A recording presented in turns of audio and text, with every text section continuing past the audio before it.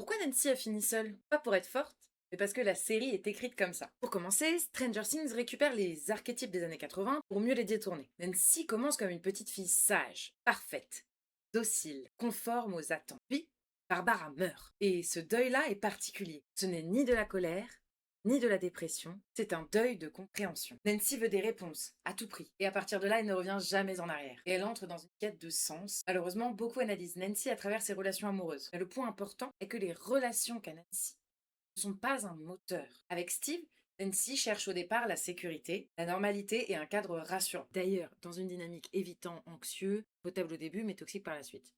Avec Jonathan, c'est autre chose. Leur lien, c'est un choc, perte, trauma. C'est ce qu'on appelle le trauma bonding. Un lien intense, mais construit sur la douleur, pas sur un avenir. Aucun de ces deux prétendants ne peut donc suivre sa trajectoire. Et là, le vrai tournant, c'est la saison 3. Nancy entre dans le monde du travail et découvre le sexisme ordinaire. On la moque, on la sous-estime, on ne la prend pas au sérieux. Et ce qui est important, c'est que même Jonathan ne perçoit pas immédiatement la violence qu'elle vit. À ce moment-là, Nancy apprend quelque chose de fondamental. Quand parler, quand se taire, comment contourner les rapports de pouvoir et comment utiliser le fait d'être sous-estimée. C'est à ce moment-là qu'elle commence à devenir actrice de sa trajectoire. En saison 4 et 5, Nancy est en charge. Si elle sait manier les armes, si elle enquête, si elle prend les décisions dans les moments charnières, ce n'est pas pour faire badass, c'est parce que dans le groupe, c'est la seule qui agit quand il faut agir. Elle est devenue une force active du récit. Nancy finit seule non pas parce qu'elle rejette l'amour, mais parce que son identité entière s'est construite autour de son autonomie. Son arc narratif n'est pas de trouver la bonne personne, c'est